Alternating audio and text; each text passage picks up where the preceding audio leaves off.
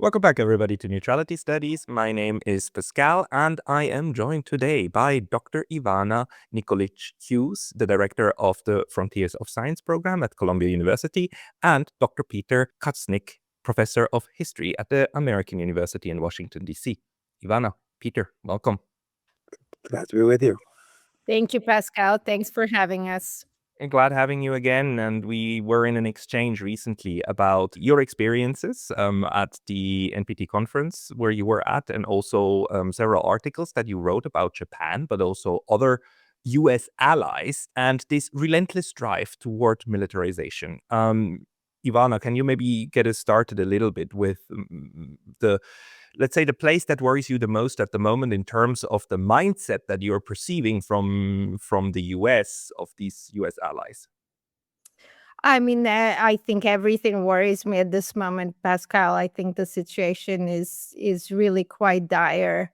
Obviously, what's going on in the Middle East is absolutely terrifying, and it continues. We might have had some reprieves here and there, but that conflict is by no means over. Ukraine continues through this war, 4+ years on. Maybe there's some signs of a possibility of an agreement, or at the very least a ceasefire, but it's still obviously very shaky. You mentioned the NPT. Just for the audience, this is the Treaty on the Non-Proliferation of Nuclear Weapons.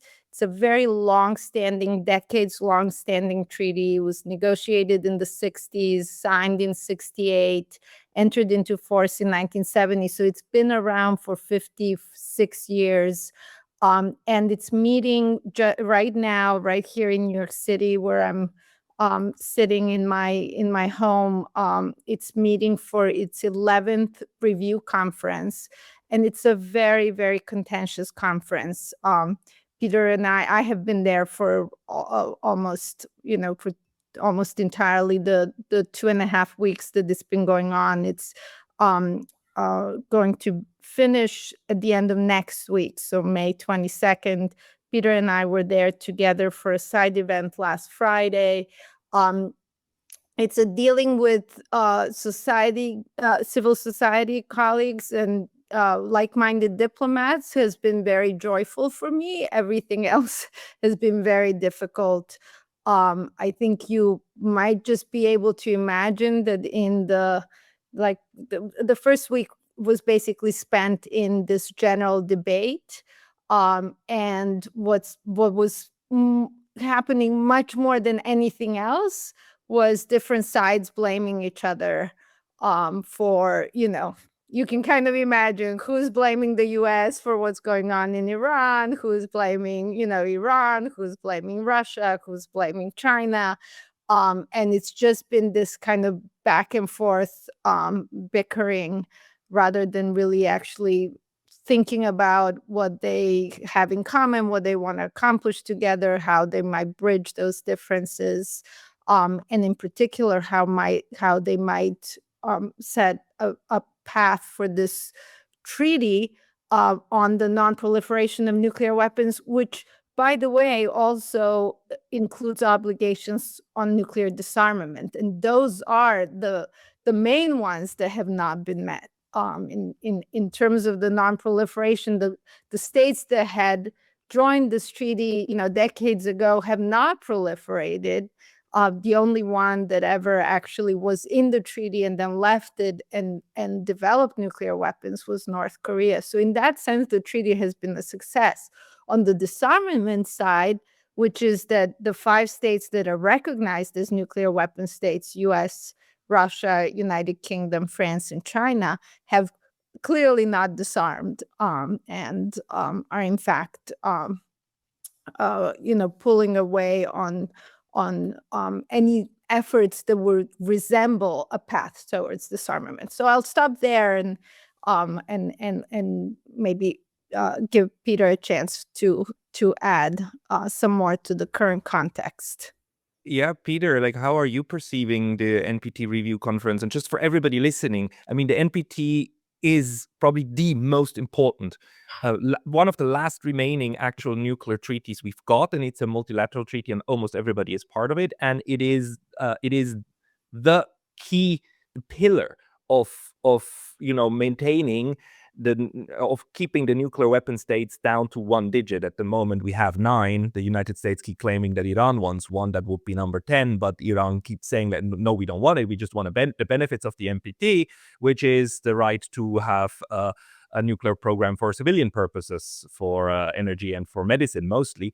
And they are claiming that, right, Peter? But it's not the case that the NPT was always like a cakewalk. It took 10 years to negotiate the thing, and also getting to review conferences was very difficult. If you compare the current situation with what you know from the history of it, where do you think it is at currently, the NPT as a regime, a global system? Well, Pascal, I just finished an interview with Iran's press TV. It was a written interview, not I haven't oral interview camera in a few days with them, but this was a written interview, and they asked me 5 big questions about the NPT and Iran's role and responsibility, and U.S. demands that they give up enrichment completely and get rid of send out all of their enriched uranium, highly enriched uranium. And Iran clearly, both morally and legally, is in a much stronger position on all of this than the United States is. But you ask where the NPT is historically, and it's hanging on by a thread, really. We've got so many countries on the verge of developing nuclear weapons, or at least thinking they have a right to, and thinking they have a need to. Just give you some examples, 73% of the people of South Korea say that South Korea should have its own nuclear weapons. Recently, the president of Poland, Naraki, said Poland needs its own nuclear weapons. Zelensky has said, either let us join NATO or give us nuclear weapons. There's a strong faction in Japan who've been saying for years that Japan should have its own nuclear weapons. We know Japan has a massive stockpile of plutonium and has the capability, scientifically, technologically, to develop nuclear weapons quickly. We sometimes say that Japan is a screwdriver twist away from having its own nuclear weapons. If Iran did move toward developing a nuclear weapon, then Saudi Arabia, Turkey, Egypt, United Arab Emirates would all develop nuclear weapons immediately, probably other countries too. So the nuclear nonproliferation regime is very, very shaky at the moment. And then you've got countries like France offering to extend the nuclear umbrella over the rest of Europe. Hey, very brief intermission because I was recently banned from YouTube, and although I'm back, this can happen anytime again. So please consider subscribing not only here, but to my mailing list on Substack. That's pascallotta.substack.com. The link's going to be in the description below, and now back to the video. What we don't see at this point in history is people valuing diplomacy.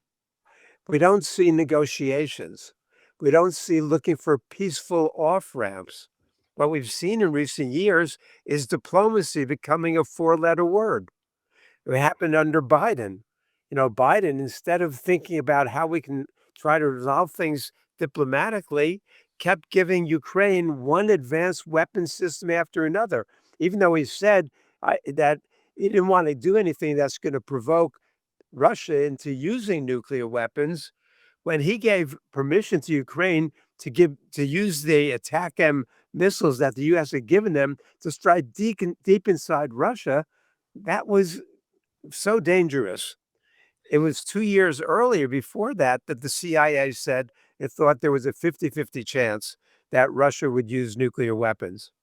And so, but nobody's respecting anybody else's red lines anymore. People are resorting to military means to solve diplomatic issues, and we're just going the wrong direction as a planet. and as a species right now. And it doesn't take much. One of the most intelligent refutations of the deterrence theory that I ever heard came from none other than Fred Astaire. Sorry, what is the deterrence theory? What? Deterrence theory. Deterrence theory. We see this now. There were, on August 20th, 2024, there were two crucial articles published that same day. One in the New York Times by their chief security expert, David Sanger, saying the U.S. is preparing to fight a simultaneous three-front nuclear war against Russia, China, and North Korea. But that same day, the scarier article was in the Bulletin of Atomic Scientists, which said that there are two schools of nuclear strategists. One, the traditional school that believes in deterrence theory, maintaining a strong capability to retaliate with nuclear weapons, second strike capability, and enough to wipe out your adversary means that nobody's going to attack each other, so it'll serve as a deterrent. But the second school was a school that believed nuclear war can be fought and won. And they said with modern technology, artificial intelligence, new seismic technology, and cyber technology, the United States can now pinpoint the location of not only all the fighter jets and the bombers and the intercontinental ballistic missiles, but the United States can pinpoint the location of all Russian and Chinese submarines. And the subs were always a stable part of the triad. So as long as you had nuclear subs, you could wipe out your adversary. But now these people are arguing that we can actually knock out all of Russia's and China's nuclear subs in a way that they would not be able to retaliate against the United States for a preemptive first nuclear strike. Now, we've had these kind of lunatics around since the dawn of the nuclear age. Leslie Groves talked in December of 1945 of a preemptive nuclear strike against the Soviet Union then, if they were making any effort to develop nuclear weapons. You had these people around during the Reagan years. In 2006, Lieber and Press had an article in Foreign Affairs, the publication of the Council on Foreign Relations, saying the U.S. had developed a first strike capability and we could wipe out Russia and China without them being able to respond. The Washington Post reported that heads were spinning in the Kremlin because they thought this was official U.S. policy, and so it was in Foreign Affairs. So we've had this kind of thing. People are willing to gamble with the future existence of life on our planet, on some crazy bet that this is going to work when it's so immoral, so illegal, so insane, but that we're up against madmen now with nuclear weapons. And Fred Astaire? In Israel and elsewhere. And Fred Astaire refuted that one. How did he refute it? Oh. The great dancer, Fred Astaire? In the wonderful 1959 movie On the Beach, Fred Astaire plays an Australian scientist named Julian. And what happens in this movie is a massive nuclear war in which cobalt bombs are used, and the radiation falls everywhere on the planet. And the only pocket of survivors is in Melbourne, Australia, the southernmost major city. So Gregory Peck comes down there with his submarine. He's a submarine commander on a U.S. submarine, and they're looking for the last pocket of survivors. And Fred Astaire says on board the ship, he says, somebody asked him, how did this happen? How did we wipe ourselves out? And he said, who would ever think human beings were so insane to develop a theory that they could only defend themselves by using weapons that would lead to the end of life on the planet? And that's what deterrence theory does. During the Cuban Missile Crisis, Kennedy, when he was being pressured by the Joint Chiefs of Staff to bomb the missile sites in Cuba and then to invade, he turned to his aides after and said, if we listen to what these brass hats want us to do, then none of us will be alive to tell them they were wrong. And that's the thing about deterrence theory. It works to the point where it doesn't work, and then there's nobody left alive to tell them it was flawed from the beginning. Well, it's kind of nice for the people who do deterrence theory because they will die thinking they were right? But no, it's absolutely dumb. And I'm trying to understand how it is that intelligent people, highly intelligent people who are in the same circles as we are, and go to the White House and whatnot, that they believe such nonsense. And I've had on my channel just yesterday, I published the video where I talked with Rainer Rupp. Rainer Rupp was a chief NATO analyst and intelligence officer, and he actually spied for East Germany.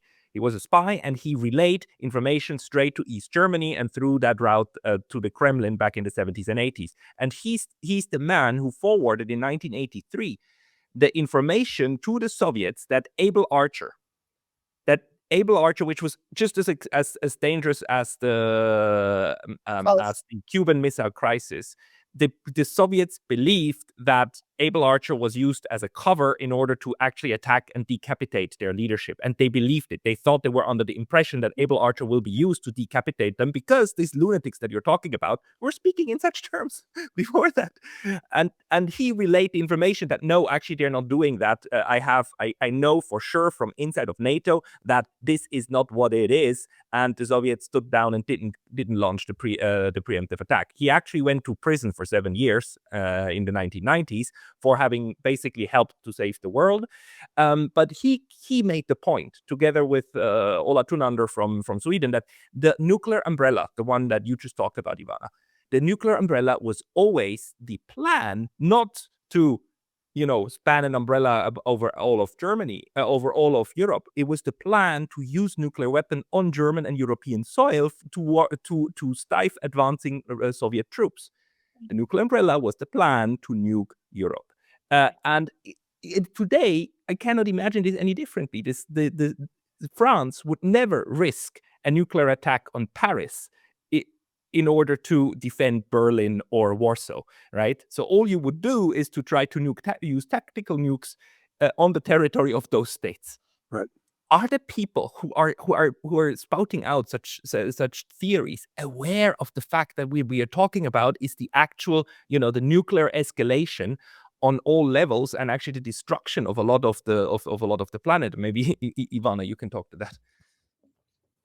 Yeah, no. I just as Peter was talking about nuclear deterrence more generally, I wanted to share the quote by JFK: "If we do what they want us to do, none of us will be around to tell them they were wrong." It's such a perfect quote to sort of describe all of this insanity. I'll say one thing about what you're asking, like the people who are doing this. The interesting thing, and I was literally just at the UN earlier today, even with some former people from the US State Department. It's like they're so passionate after they retire, and it's the military generals too. It's Annie Jacobson. We were with her on Friday as well.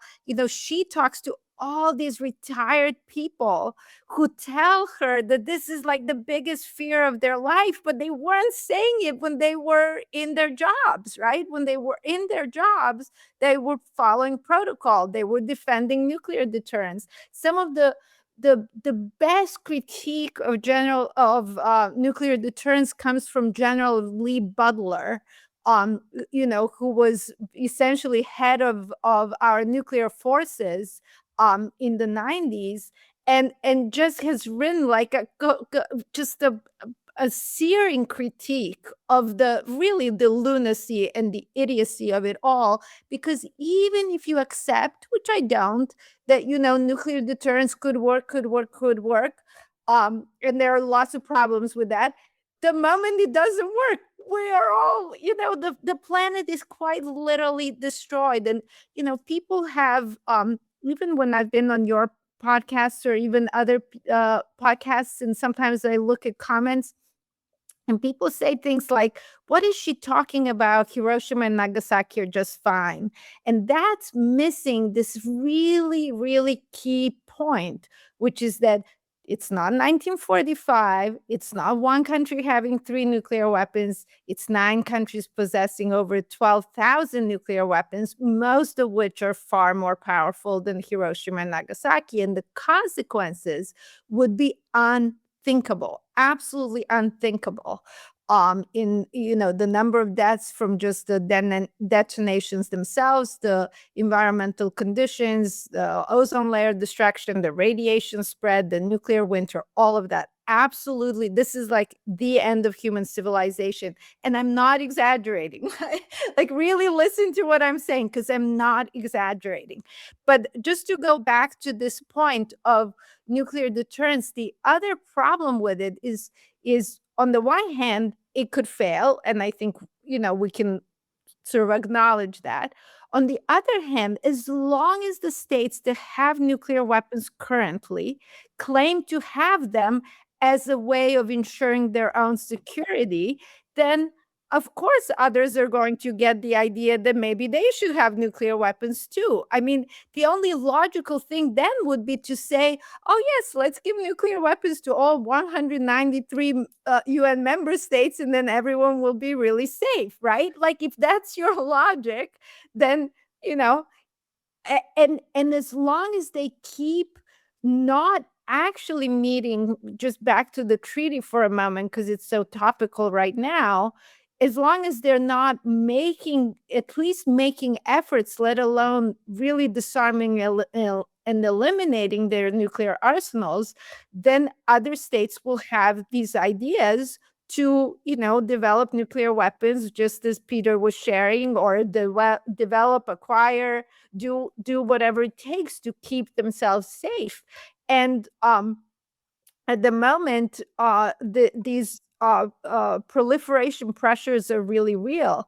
On the disarmament side, one of the themes, and this has really been a theme of over the last 10 to 15 years, is that the nuclear weapon states will say that the geopolitical conditions are not right now conducive to disarmament, which of course they would never accept for a state to say, oh, the political conditions right now are not conducive to us not proliferating, right? So like, if a state, Iran or anybody else, came and said, actually, given the geopolitical situation, we're going to,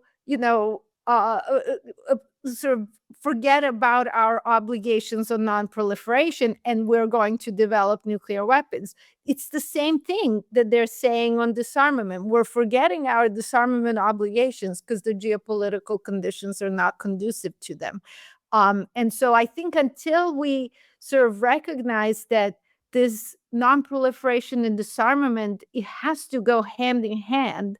Otherwise, it's really a recipe for disaster. And in fact, the treaty owes its origins to none other than President John F. Kennedy, who in 1963 spoke about 15 or 20 or 25 states acquiring nuclear weapons, and was really, really worried about it, and essentially set up the intellectual framework for this. And, thank goodness others carried it forward.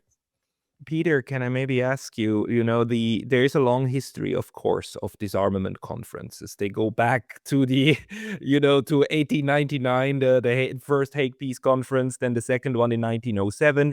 And these conferences produced a lot, among others, the written and codified law of neutrality, but the disarmament aspect always failed. The NPT, of course, is also a disarmament treaty, and the part of it that worked is really the making sure that the nukes don't proliferate as much as they could have. But on the other hand, the disarmament aspect, I mean, it worked a little bit. I mean, the US and the Soviet Union both actually started reducing their stockpiles quite significantly, but it stopped at a certain level, and then it increased again also with the ballistic missile programs and so on and so forth. And a lot of what we hear today is then based upon the idea, oh, we need second strike capability. We must maintain the ability to destroy the other one. But the one state at the moment that is kind of proposing a new paradigm is actually Iran, because Iran is now a non-nuclear weapon state that defended itself against two nuclear weapon states without nuclear weapons, and actually kind of made the point that there are conventional ways of second strike capabilities that are just as frightening. I mean, this to me is actually kind of good news, because it's kind of a non-nuclear second strike doctrine that they've built up. Do you think that is going to have any kind of impact, and how do you see the disarmament aspect of all of these treaties? Well, you mentioned that we've cut the nuclear arsenals. In 1986, there were 70,000 nuclear weapons in the world. Now we're down to a little more than 12,000. That's progress. But during Trump's first term, when he discovered how much we had slashed our nuclear arsenal, Trump's response was, we should increase our arsenal tenfold, to which Secretary of State Rex Tillerson called him an effing moron, which was a compliment under the circumstances. But, it's not just Iran that is teaching us this lesson. When was the last time that a quote unquote superpower won a war? World War II, really. We've had some military operations, Operation Urgent Fury, when the United States was able to go into Grenada in 1983 and fight a couple dozen Cuban construction workers. We could do that. But you look at Vietnam, well, Korea was a stalemate. Vietnam, Afghanistan, Iraq, Libya, Ukraine, we have powerful countries who are being neutralized or defeated in most cases by much smaller countries. I mean, war is obsolete, especially, war should be obsolete in any age. It should especially be obsolete in the nuclear age. But now, in an age of asymmetrical warfare, it is so much easier to defend a country than it is to attack a country. And so we haven't seen countries win. Russia's been involved. It hasn't even taken the Donbass yet. It's been trying to do this for more than 4 years already. The U.S. is humiliated. Friedrich Merz says that Iran has humiliated the United States. Trump is desperate to get out of this war. His approval ratings are plummeting. As low as they are, they're going lower. The American discontent rises by the day. The world economy is suffering. And maybe Netanyahu is happy about this because he'd been trying to find an American president stupid enough and ignorant enough to go to war with Iran for more than 3 decades. And he finally found his stooge. But nobody else, including in the United States, is happy about what's going on. So, they don't need nuclear weapons. In effect, Iran has the equivalent of 2 nuclear weapons. One is the control of the Strait of Hormuz, which is more powerful than a nuclear weapon right now. The second is if Iran swarms drones and missiles at Dimona, the Israeli nuclear facility, and pierces the containment dome there, then that is more powerful than a nuclear bomb. It would make large parts of Israel uninhabitable for decades, if not hundreds or thousands of years. And then you've got Israel and the U.S. bombing the Iranian nuclear plant at Bushehr, which is also madness, because that would make not only large, if they can pierce the containment there, make not only large parts of Iran uninhabitable for the foreseeable future, but also other Gulf states as well, neighboring states. So, we just have got to figure out ways to resolve our differences and get together peacefully now more than ever, because it's more dangerous and more insane, the things that we're doing on a planetary basis. I absolutely agree. It's just this word insanity really, really bothers me. And of course, during the Nixon era, we had this madman theory that, Nixon was pretending to be a madman in order to be unpredictable and use this as a strategy to then negotiate with the Soviets and the Chinese. But Ivana, Peter, both of you, Trump, the guy just seems...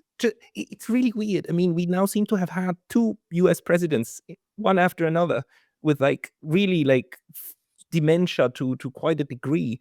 Why? Why? And can these people be stopped? And Donald Trump is not one man. Donald Trump and the White House is is a whole system, right? How do you make sense out of the madness that is coming from the executive branch at the moment? Not that the legislative is like a perfect thing, but at the moment the executive worries me the most. For the most part, yeah, no, the Congress and the legislative branch here in the U.S. is a very sad affair. But Trump has really brought this to a whole new level. I would say that no American president since John F. Kennedy has been good on nuclear weapons. Reagan did make some progress, and obviously that came after a real sort of change of heart, in that he was very much a Cold Warrior, but he did get to the point of ending the Cold War, getting together with Gorbachev, even almost agreeing with Gorbachev to eliminate nuclear weapons. So it hasn't been good for decades, really, for the entirety of the nuclear age in some sense, with a couple of exceptions. But Trump has really brought all of this to a new level. And of course, he started the presidency by talking about denuclearization, and has in some sense demonstrated just a completely different range of possibilities. This is the same guy that you could envision, just because he's so, kind of going against the system and so on. You could have envisioned some progress, maybe even in the, kind of following the legacy of Reagan. You could have imagined some progress on, say, call it denuclearization, since he likes that term, all the way to, you could literally imagine him using deliberately a nuclear weapon, using it on Tehran. I mean, those statements, I took those statements very, very seriously. Multiple times referring to bombing Iran into the Stone Age. And then, of course, April 7th was just absolutely scary when he wrote, "A whole civilization will die tonight." I felt sick the entire day. Me I too. mean, it was just, I just felt physically ill. We ended up, my organization, the Nuclear Age Peace Foundation, actually had a lecture by Professor Richard Falk that very night. The ceasefire was announced about an hour, 2 hours before the lecture began. So I was with other people, but I was just physically ill all day. And I don't think that we can just discount that as Trump, just writing whatever on Truth Social, when he actually does, when we do know that he has the nuclear codes. So it's very, very scary. I think I've spoken about this before, and I think I was in regards to Trump, in that I'm not one to criticize the American people for electing him, not because I think that he was the better option. I obviously don't, but just because I understand where some of the impulse was to go with what they perceived as the non-establishment candidate, where Trump really fooled people. And I do think that many people who voted for him genuinely saw him as the peace candidate. And he clearly has turned out to be anything but the peace candidate. I mean, Peter and I have written about this, bombing 7 countries in his first year in office, not exactly a peace agenda. But from my perspective, I'm a little bit less in the circles where, the stupid Americans who voted for him. I think the American people were really fooled. And I think the polls that Peter is referring to demonstrate that, this is part of what they, didn't think they were voting for. They thought they were voting to end the forever wars. And instead Trump brought us into, in some sense, the biggest of the forever wars. the choice between Trump and Harris was an utterly horrible one. So Trump had a peace speech. He was the peace candidate. He kept saying, and his inauguration speech actually was, and I will not forget that. This administration will be remembered not only for the wars we got out of, but also the wars we never started. And that's such a good thing. And then he does exactly the opposite. So okay, fine. But Peter, like, how are you perceiving then how the political establishment now in Washington and New York and so on actually is now thinking about the future of US military capacities? Because on the one hand, yes, these lunatics, especially the neocons, they still think a nuclear war can be won, and the faster the better. On the other hand, again, Iran. The US is running out of weaponry. The US is running out of capacity. I mean, and for everybody to see, and the very people who claim that, oh, we can now pinpoint every submarine and every bomber and first strike and they're gone, they weren't able to do that with Iran. I mean, so far away from it. It's now tickling, coming out that Iran probably doesn't have like 10% left of its arsenal, but more like 60 to 70. And they keep building it, and they figured out how to keep building even while being bombed. So even nukes can get to it. So what is the shouldn't that have an actual impact just on the assessment, on the realities of war? Because we see them in Ukraine, we see them in Iran. Are some of these people still able to just delude themselves into thinking the United States is still almighty, which it never was, but that seems to be their thought? Good question. We know that Trump is surrounded by some dimwits. And you look at his top advisors, Stephen Miller. Stephen Miller says, might makes right. Force is the only thing that people understand. It's the law of the jungle out there. He tries to focus mostly on immigrants and people of color in the United States, but he's giving Trump this advice globally. You got Pete Hegseth. What a character this guy is. I mean, he's got a body covered with Crusader tattoos and Christian nationalist tattoos and neo-Nazi tattoos. He says, we negotiate with bombs. He wants to show how tough he is. What's his background? He's a former weekend Fox News host, and Trump liked the way he looked on Fox News. So he chose him to be Secretary of Defense, and he immediately calls himself the Secretary of War.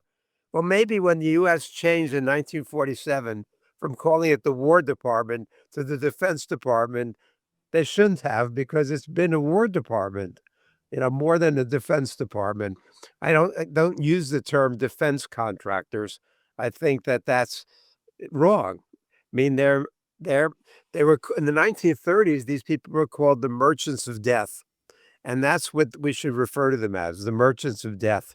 They profit every time somebody's arm or leg gets blown off. They hear the cash register going. This is money in their pockets, and so so clearly people are realizing that the military strategy is not working. We look at it, the craziness of Iran shooting thousands, hundreds, and potentially thousands of drones and missiles. Those drones cost $30,000, maybe $35,000 each. The U.S., Israel, and their allies in the Gulf are shooting them down with interceptors that sometimes cost $1 million, $3 million. There are some Patriot and THAAD interceptors that cost $10 million each. You do the math, it makes no sense. And so, as you suggest, they're running out. Israel started off with, we think, about 150 Arrow 2 and Arrow 3 interceptors. Now they're down to single digits. Part of the reason what Trump threatened, even I mentioned Trump's threat to wipe out the civilization in 24 hours. What obscenity that was to even say that. But Trump threatened to bomb and destroy Iran's infrastructure, its bridges, its energy supplies and holdings. And Iran said, if they do that, that we will retaliate against everybody else in the Gulf. And people knew what that meant because they've been doing it. As the Washington Post has reported, based on intelligence sources, Iran's striking throughout Israel and the Gulf has been so much more effective than the US or Israel has been willing to let on. They've done much more, they've wreaked much more havoc there, done much more damage, and their missiles and drones are getting through. And so when they threatened to go after the energy supplies and the infrastructure throughout the region, people took that very, very literally. So the United States could, in its insanity, resort to using nuclear weapons. And Donald Trump is caught in a very, very compromised position now, and he's desperate. And a desperate Donald Trump is at least potentially capable of resorting to anything at this point. That's what happens when you've got a narcissistic personality. If you're a pathological narcissist, nobody else exists for you, right? He doesn't have friends. He doesn't have people he cares about. He doesn't care about the American people. He doesn't care about his MAGA supporters. Those are the people who are being hurt the most by his policies right now. They're the ones he betrayed over the Epstein files, over the costs of everything, over going to war. I mean, one thing after another. He cares about himself and his own survival. And so a person like that should not have access to nuclear codes, as Ivana said. And the reality is nobody's standing between him and the order to deploy those nuclear weapons. Nobody. That's the way it's structured in the United States. Is it possible that he would give the order and somebody would be brave enough to resist? Yeah, it's possible. But I don't want to base the future of life on the planet on the chances that that would happen. Um, that's why even the first article we wrote for Al Jazeera was called "Breaking the Nuclear Taboo," because we both feared that Donald Trump, when he's got the Hegseths and the Millers and the Netanyahus and the Murdochs whispering in his ear that he's not only going to, if he's broken every norm, custom, tradition, most international laws, U.S. laws, but the one thing he hasn't broken is the nuclear taboo. Yeah. And if they tell him this is going to make you the greatest, the most powerful man in history, if you do this, how do we know how Donald Trump is going to respond to that? I don't. It scares us a lot. I mean, there are talks about, people within the administration actually being the ones to keep this from happening, but we don't know. It's still a black box. I just wonder how long it will take Iran to actually offer the one thing that Donald Trump will probably not be able to resist in terms of an offer, which is like build a huge golden Trump Tower in downtown Tehran. I think that would secure Iran much more against the nuclear attack than anything else. But well, that one is plus an arch, plus an arch, a Trump arch, right? And a Trump and Tower, and then he wants a golf course. Why not? Why not throw in a golf course? And Kushner can go there and build the luxury hotels. Yeah, just offer that a part of the peace deal. So control of Hormuz to Iran, all of the U.S. military troops gone, reparations, but he gets a Trump Tower. I mean, would be a good deal, right? Anyhow, but let's talk a little bit about these allies, and maybe Ivana, let's start maybe with the Gulf states, because we've seen now something. I think it seems to me that the allies in the Gulf are actually learning the lesson that A, the United States cannot defend them, B, the United States uses them as bargaining chips, and C, the United States actively throws them under the bus, knowing that they cannot be defended and knowing that they will be hit. The United States still took the decision to do this, and actually both Saudi Arabia and Qatar both said, no, you cannot use our airspace, and no, you cannot use our bases in order to implement your stupid Operation Freedom, and the US was forced within 24 hours to stop that, because they said like, no, we are ending this, which is basically at this point a form of neutralization of these countries, right? This alliance and the agreements, the stationing agreements and the use of this territory has been restricted. And Mr. Marandi from the University of Tehran told me, Pascal, if these states tomorrow declare their neutrality and close all of this access to the US, the war would be over, because the US would literally not have the capacity to attack us anymore. Therefore, it would be done. So do you think that this in the Gulf has an impact on the allies, and maybe then let's take it further to the others, like to the Europeans and maybe also the Japanese. Yeah, I mean, I think these developments that you just described are definitely a step in the right direction. I want to just bring us for a moment back to the NPT and just say something historical that pertains to the region that's very relevant and important. So in 1995, after 25 years of this NPT treaty being in force, the states parties met for a review conference, like the one that they're having now. And at that time, they actually made the decision to extend the treaty indefinitely. Mhm. That was a very big deal. And as part of that indefinite extension, there was a special resolution on the Middle East weapons of mass destruction free zone. It was going to be modeled after existing nuclear weapons free zones, the first one having been in Latin America and the Caribbean, and afterwards South Pacific and so on. But this idea that this particular part of the world needed to be free of weapons of mass destruction, obviously nuclear weapons in some sense first and foremost there. And we know who has nuclear weapons in the Middle East in this very distinct, ambiguous way of an undeclared arsenal. That's, of course, Israel. And what's happened since, in just the last several years at the UN, there have been these conferences on this um, Middle East weapons of mass destruction free zone that everybody from the Middle East participates in, except for Israel. And then the United States, which was one of the co-sponsors, also doesn't come to these meetings.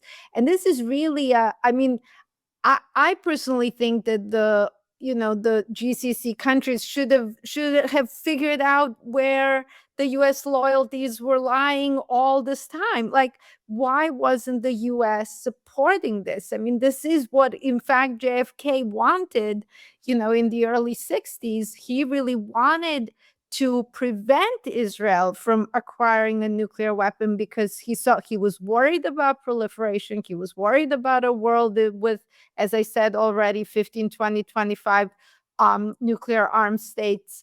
And he saw that if a good ally of the United States, ignores this, basically the policy or request for non-proliferation, is going to be much harder to get those who are not as friendly with the United States to do the same. And so I think the GCC countries over these decades should have figured out that the US was really not a very good ally of theirs, and that in fact this region really is aching for to be a weapons of mass destruction free zone.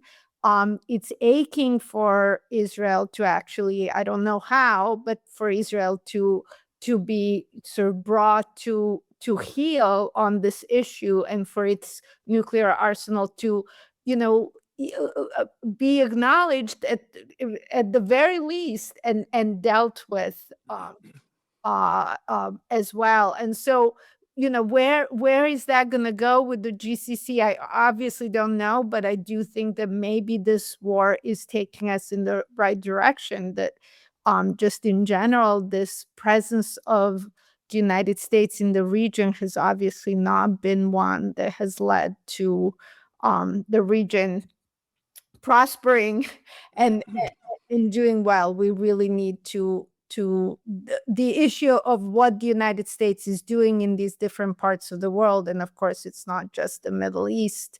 It's 800 military bases around the planet that need to be dealt with. In terms of the other, alliances, what's happening with the Europeans, obviously there's a rift there in what the policy the US and the conflict the US has been pursuing with Iran, with some rift about Middle East in general, but it's certainly on Iran, and then a rift over Ukraine, where Peter and I have been have been criticizing the Europeans on their warmongering with respect to Russia, and are really, really concerned about the direction that that has been taking. It's not like I'm happy that the U.S. alliance is fraying with Europe. There's not. I don't see there being much to gain from that. But the fact that so much of the European establishment has been focused on the Russophobia and preparations for a war with Russia has been really, really scary to us. As if Ukraine hadn't been scary enough. The idea that Europe would go to war with Russia is really absolutely devastating. Peter, how far do you think are we in that preparationary stage to turn the whole of Europe into like a mega Ukraine? Because on the one hand, we've seen that this proxy war did not go the way it was supposed to. Russia is neither on its knees, nor broken up, nor destroyed. On the other hand, we have seen that both cases where the US and its proxies, its allies, waged war against another one, against Russia and against Iran. They pay for that, the Iranians and the Russians, they have to be able to tactically absorb strikes on their own territory in exchange for a long-term strategy to win and kind of, the Russians kind of successfully demilitarized not only Ukraine but NATO, militarily. But where do you see that going with the Europeans at the moment? Well, as Ivana was suggesting, the Europeans are scaremongering their publics into supporting this vast rearmament, remilitarization. The message that they're conveying is that if Russia succeeds in Ukraine, then Russia is going to gobble up one piece of Europe after another. Mark Rutte, the head of NATO, said recently, after Ukraine, they're coming after Europe. General Fabien Mandon, the leading French military official, said that he told the French governors that you've got to be prepared. France has got to be prepared to lose its children. To France, that means something very literal, because during World War I, France lost 50% of its young men between the ages of 15 and 30. Now they're saying prepare for that again. You've got Tusk in Poland saying either dollars today or blood tomorrow. You've got Merz in Germany saying that Ukraine is the equivalent of the Sudetenland. Once Russia gets that, they're going to do like Hitler did and keep on going. Macron, Starmer, the same thing. Russia's going to keep on going. The intelligence officials throughout Europe, it is so absurd to us to think that Russia, which can't even beat Ukraine after more than 4 years, can't even get the rest of the Donbass, is going to want to go to war with NATO. As Putin said, this is idiocy. We're not going to go to war with Europe. This is not what we have in mind. But this is what the world is facing right now, is this kind of logic, this kind of illogic. But we know how fragile it is. Last June 10th, Tulsi Gabbard, the U.S. Director of National Intelligence, in one of her increasingly rare lucid moments, released a 2.5-minute video starting off in Hiroshima and saying how horrible what happened in Hiroshima was, but then saying that the world is closer to nuclear annihilation today than it's ever been. And then you've got Sergei Naryshkin, the head of the Russian SVR intelligence agency, saying on October 20th that civilization at its most fragile moment in post-World War II history. The heads of intelligence are warning about this, but we don't see the leaders. So Modi says this is not a time of war, but clearly it's a time of war in terms of what the leaders are doing. It means it shouldn't be a time of war. It's too dangerous for it to be a time of war, but we don't see statesmen. We don't see leaders who speak for the planet. We see people who want to make their own countries great again, whether it's Modi want to make India great again, or China, she want to make China great again, or Putin want to make Russia great again, Starmer wanting to make Britain great again. All of them, this rearmament, these militarizations, who speaks for the planet today? The three of us try to do that, but we're not exactly in position to be able to enforce it. Guterres does that sometimes. The Pope is trying to do that. Sometimes Lula and Xi Jinping do sound like they understand that. The BRICS are trying to do that. The world is going a different direction. It's going away from the Trumps and the other superpowers who wanted these military answers, and the BRICS and the SCO and the African Union, and hopefully India, China, and hopefully Russia will end the war so they can speak with some moral authority. I like what Putin and Lavrov and Peskov and Ryabkov and others say about the U.S. war in Iran.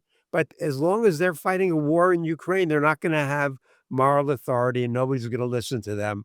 So they need to end that war. We need to end all of these wars and get back on a path of peace and development. As Kennedy said, none of these problems are beyond us. We created all of these problems so we can solve all of these problems. These are within our capabilities, and we would know how to begin the process.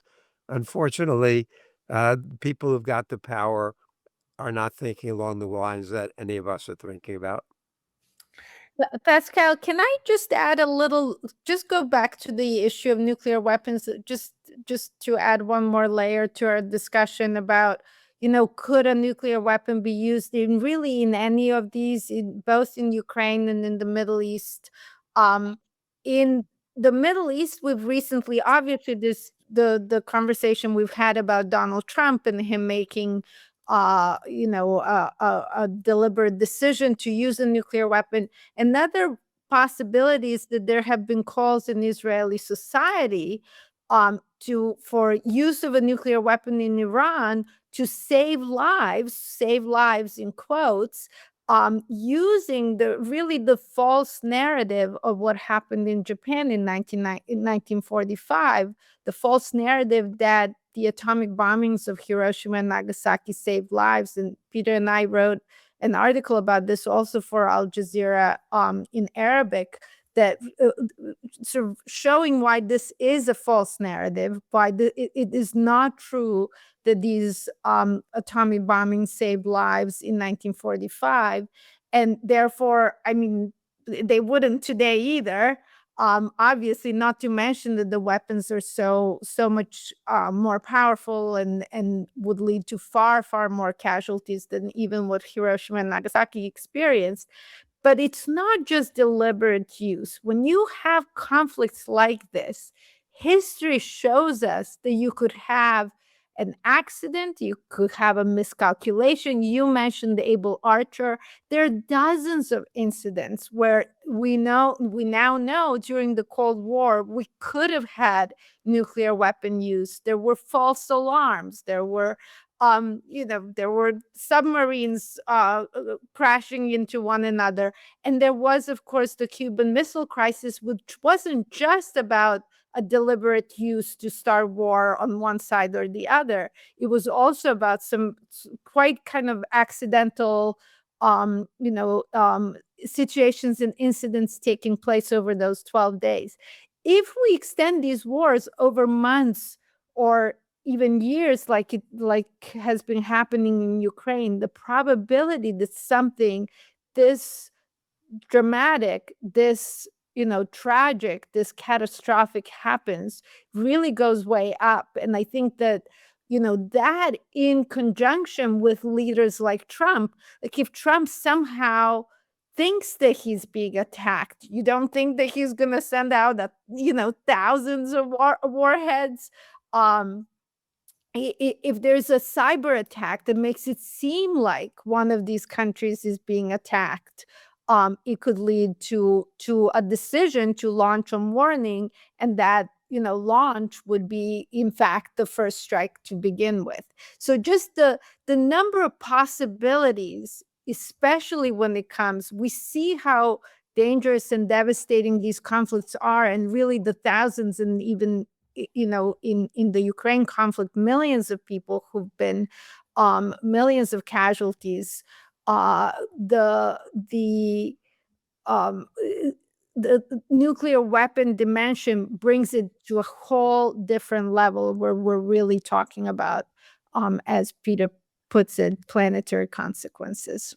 Yeah, but this is also well understood, and we are reaching the 1 hour mark. So I'll just ask you for each one a final statement. But maybe there are rays of hope. I mean, one of them to me is, of course, the success of another very important treaty, the Treaty on the Prohibition of Nuclear Weapons, which was rammed through the United Nations against the will of all the nuclear weapon states, and it still managed to get over 50 not only signatures but ratifications, and it is now part of the United Nations law. Basically, it is part of international law. Yes, it doesn't prevent the nuclear weapon states from continuing what they're doing, but it is a global outcry, actually, on the diplomatic level of other states saying, like, guys, we are not okay with this. That's, to me, is a ray of hope. Of course, again, like, what the real impact is another question. But maybe first Peter and then Ivana, maybe one more thought each. What the people around the planet understand, and they understood it better, I think, during the Cold War. I see in the United States, I see with my students, that with the end of the Cold War, some people, many people, thought that the nuclear threat had abated. They thought that we were now safe, that that nuclear threat no longer existed. It was never true. In fact, from the beginning, we see with the NATO expansion starting in 1990, despite the promises to the contrary, we see that the position, and we look at the situation in Ukraine, I talk about the lies involved. The first lie is that Russia was not provoked. It keeps talking in the U.S. about an unprovoked attack. Russia was highly provoked. And in fact, all U.S. statesmen, or many of them at least, said at the time in 1990 that expanding NATO, uh, after we promised Russia we wouldn't, once they allowed Germany to reunite, would provoke Russia into war. So the first thing was that this was unprovoked. This was the first lie. The second lie is that it's a full-scale invasion. We see what Israel did in Gaza. Russia is not doing that to Ukraine. It's not turning the country into rubble. It's not going after civilians. Sometimes they have, but for the most part, not. Now, it's not a full-scale invasion. The third lie is that if we pour enough money into Ukraine, that somehow they're going to be able, money and arms, they'll be able to drive the Russians out of Ukraine. That's the third lie. And the fourth lie is that Russia is going to go after one piece of Europe after another if they win there. So we're facing problems, and we see this sharp swing to the right globally. We see the militarization. Pascal, you're in Japan. Look at what's happening in Japan, which we've hardly even gotten a chance to talk about. But Japan has doubled its military spending. Takaichi's visit to the United States, which the word that resonates with me is that it was cringeworthy. That she says to Donald Trump, "Oh, Donald, you're the only one who can bring peace to the world. Oh, Donald, you're so handsome. Look at Barron, how handsome he is. I know where he gets his good looks. Oh, Donald, we're going to give you value with hundreds of billions of dollars worth of investments." This kind of flattery, while most of the world is seeing through this facade and seeing the U.S. as, a fraud and not a leader, not a moral force, you see Japan doing the opposite. And that to me is, I took students on a study abroad class in Kyoto, Hiroshima, and Nagasaki every year, every August from between 1995 and 2020 when we had to stop because of COVID. And I understand that Sakaichi now is talking about getting rid of the 3 non-nuclear principles. There are people there talking about getting rid of Article 9, turning Japan into a normal country, which means a warmongering, militaristic country that's going to be at war, that's going to see Japan lose its sons and daughters the way the United States and others have. I don't want to see that happen. So I just think that, we talk about the TPNW and we talk about the NPT and we talk about rational diplomacy, but I don't see it happening at this point.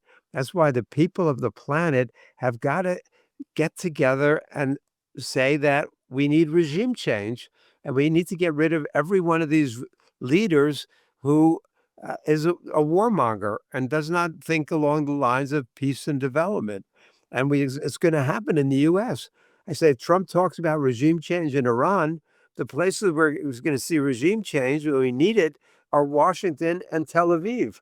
And we're going to see in November regime change in the United States. I hope it's going to happen in Israel too. I don't see the signs of it quite there yet, but that's what the world needs now. We need a different kind of leadership and a much stronger democracy, and we need peaceful alternatives and be thinking in different terms. Couldn't agree more. And the last word goes to you, Ivana. Yes, so let me just say just a couple of words about the Treaty on the Prohibition of Nuclear Weapons, which thank you, Pascal, for mentioning. It truly is a bright light in a very dark world. Right now, the treaty has 75 states parties. That means all states that have ratified the treaty, and another 25 signatory states who are working. So we're at more than half of UN member states are now a party to that treaty. And I do really think that this is an important accomplishment, not just symbolically, also in terms of norm setting, also in terms of really giving states that don't have nuclear weapons a kind of opportunity to voice their concerns, because clearly, if we're describing planetary consequences to nuclear war, everybody has a stake in this. The other thing that I see, thinking about the history of the nuclear age and thinking about the times when we actually did have some progress, which was in the 60s, initially with the partial test ban treaty that ended nuclear testing in the atmosphere. That was a very important um, development. In many ways, I would argue the most successful of all efforts in the nuclear age to hold the kind of testing that was going on at that time, that was sickening people locally, but also spreading radiation fallout globally, I think was just an enormous accomplishment. And of course, in that same decade, we had this NPT. Has it lived up to all its promises? No. Does it still have potential? And is it, you were referring earlier to it as this cornerstone of international security, one of the largest agreements. All of that stands. And I think the potential is still there. We just have to see it through. But both in the 60s with these treaties and then in the 80s, when we actually made progress with the end of the Cold War, we referred a little bit to Reagan and Gorbachev, them saying nuclear war cannot be won and must never be fought. All of that, all of these things occurred during times of real crisis, real problems. The partial test ban treaty was negotiated months after the Cuban Missile Crisis. Gorbachev and Reagan came together on the heels of, or just as we were at the highest number of nuclear warheads on the heels of this Able Arthur and a false alarm incident in 83. Like a lot of really bad things were happening. And so in some sense, I think my personal hope, and I know Peter shares this, is that this is a real wake-up moment for people.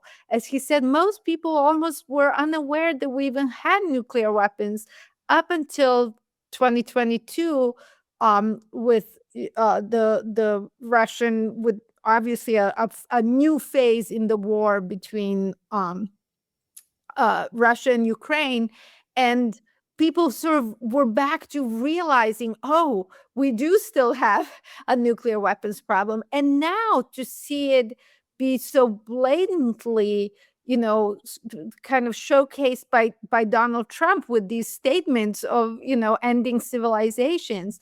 I'm really hoping that this is a big wake-up call, that people really learn first and foremost what's at stake and decide that now is the time to do something about it.